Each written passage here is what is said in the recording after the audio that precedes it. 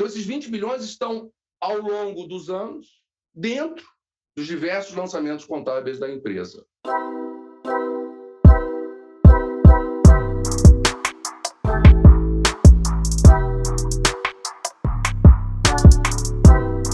Uma das primeiras coisas que me chamou a atenção, quando eu entendo a estrutura da operação, por que nas cartas de circularização que foram encaminhadas aos bancos, isso não aparece como dívida?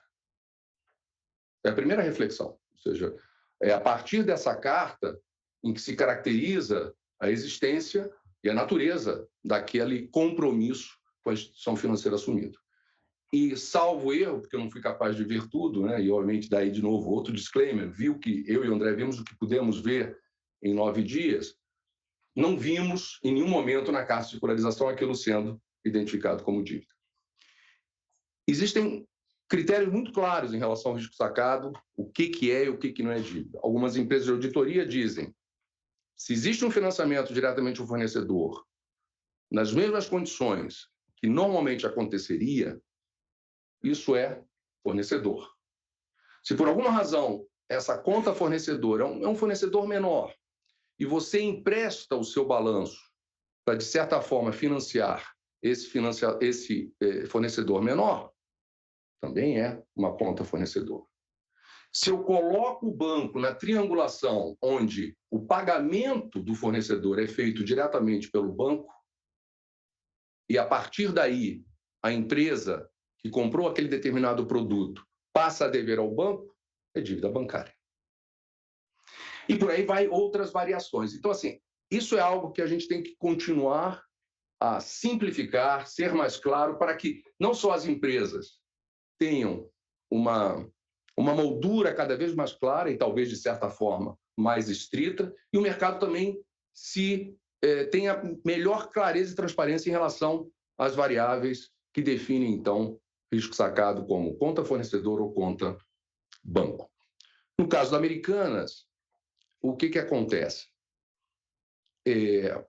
A dívida da empresa pós-follow-on em 2020, estruturalmente uma empresa com estrutura de capital bastante razoável dentro do que é o seu tamanho, um crescimento exponencial, principalmente no digital, e a forma como a gente, de certa forma, que tem essa curiosidade, mas como é que você se deu conta tão rapidamente em 9 dias, né? Como é que isso se dá? Isso se dá a partir de várias coisas. Numa dimensão talvez mais conceitual, é a capacidade, do ponto de vista de liderança, de identificar sinais de que talvez o nível de transparência e talvez a vontade da própria gestão de querer falar de problemas e de desafios não estivesse tão fluida na organização como deveria. Então, me dou conta, claramente, que uma organização excepcional, são 94 anos de história, controlada por acionistas também de grandíssima reputação, que se mostraram sempre comprometidos com a empresa ao longo de todos esses anos, apesar das dificuldades do negócio do varejo.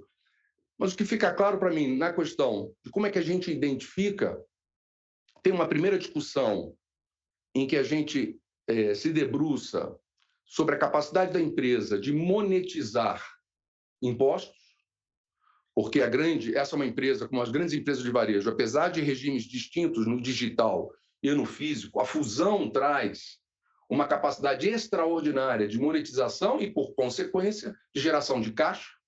E eu tinha uma preocupação importante para entender quais são os motores geradores de caixa dessa empresa, porque eu sou daqueles antigos, né, que acreditam em fluxo de caixa livre, né? Valor vai convergir com aquilo que a empresa é capaz de gerar em termos de caixa.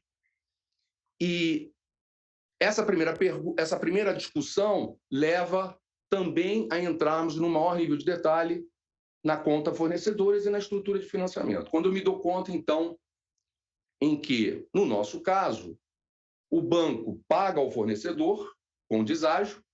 Então, imaginem uma compra de 1.000, o banco paga a esse fornecedor não 1.000 com o deságio. A diferença é paga pela Americana, sai caixa, e no final de 360 dias, a Americana tem que pagar ao banco os respectivos 1.000. Então, claramente uma transação de natureza bancária. Porque em 360 dias, a empresa deve ao banco, não mais ao fornecedor. Então, o primeiro problema se estabelece como, ok, então a conta fornecedor não é uma conta fornecedor clássica ou sequer, sob o ponto de vista de risco sacado, com características de que efetivamente a dimensão é a dimensão fornecedor. Aqui é uma dimensão muito mais de dívida. Segunda pergunta, se é dívida, onde está o custo financeiro dessa dívida? Então, o que acontece? Quando você tem... Então, a primeira coisa é onde fica a despesa financeira desse financiamento, dessa conta de 1.000? Onde aparece esse custo financeiro? Quando eu volto e olho para a conta de resultado e faço a reversão financeira em relação ao estoque de dívida bruta, o número não coincide. Obviamente, tem menos despesa financeira que deveria ter. E, portanto, onde acaba, e, de novo, com o disclaimer que eu comecei a organização, né, a nossa conversa, a reunião, não cabe... So, can you please put yourself on mute? It will help. Ok, thank you. Então, em 9 dias, eu não posso aqui entrar, e nem tive a pretensão, e nem é a nossa responsabilidade, de conseguir reconciliar as respectivas fontes e os respectivos lançamentos contábeis. Então, seria completamente não é da nossa... Não somos capazes de dizer. Isso será claramente avaliado, visto e chancelado tanto pela auditoria externa, no caso, a Pricewaterhouse, e eu vou falar mais um pouquinho das etapas de governança que foram tomadas pelo Conselho. Mas voltando, então, esse custo financeiro, ele aparece, ele tem que estar em algum lugar. Então, a primeira grande conclusão, ou pelo menos conclusão, trazer uma palavra muito forte, é que começamos a ver que haviam claramente inconsistências por não estar no seu respectivo lançamento. Esse custo financeiro, até onde a gente foi capaz de observar, eu estou entrando em muito detalhe, mas é importante vocês entenderem, até onde eu pude entender, o lançamento contábil eu creditei caixa, então houve o pagamento da despesa financeira, então tudo foi pago, eu repito, tudo absolutamente foi pago, e eu debito a conta fornecedor, e esses juros se tornam um elemento redutor da conta fornecedor. Então, se eu tenho um nível de financiamento da minha cadeia de fornecedores de 10, que me gera uma despesa financeira de 1, ao invés de esse 1 ter sido lançado, primeiro, o 10 ter sido contabilizado como dívida bancária e o 1 ter sido lançado como despesa financeira, ele aparece como uma conta fornecedora. E por quê? Porque ela é uma conta ongoing. Essas são operações de, basicamente, natureza de financiamento da conta fornecedores.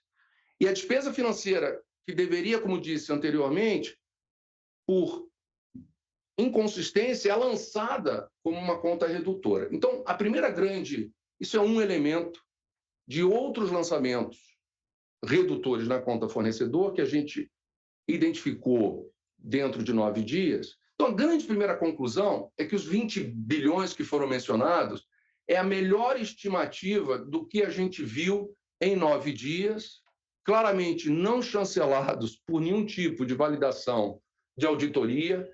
E ali eu tive claramente uma escolha de Sofia, que eu tive algumas evidências ao longo dos anos, de vários anos. Não sou capaz de precisar se não são 2 nem 3 anos. Aqui falamos de vários anos. Então, ao longo de vários anos, muitas dessas inconsistências foram sendo lançadas. E quando eu me dou conta que pode chegar sinalizando potencialmente o número dessa magnitude, mas ainda sem a validação de, claramente, ou uma auditoria externa que vá fazer a validação item a item, lançamento a lançamento, com a respectiva fonte. Eu falo ou não? Espero auditoria ou não? Eu acho que no melhor espírito, tanto da cultura dos acionistas, né, e certamente da minha e do André, é preferível errar em ser precioso do que simplesmente tentar agora aguardar. Então, esse é primeiro desafio, dilema que tivemos que enfrentar nesses dias. O segundo é que os chamados 20 bilhões não estão fora do balanço. Então, não existe aqui 20 bilhões, obviamente, sempre com um disclaimer daquilo que nós fomos capazes de ver nos últimos 9 dias, porque, de novo, sujeito a nenhuma validação ainda por parte do auditor. Então, esses 20 bilhões estão, ao longo dos anos, dentro dos diversos lançamentos contábeis da empresa. Eu espero ter te ajudado com esse vídeo. Na sequência, irão aparecer outros vídeos que podem melhorar a sua análise e a sua compreensão da contabilidade. Por aqui, eu agradeço por você ter assistido esse vídeo e nos vemos no próximo. Abraço!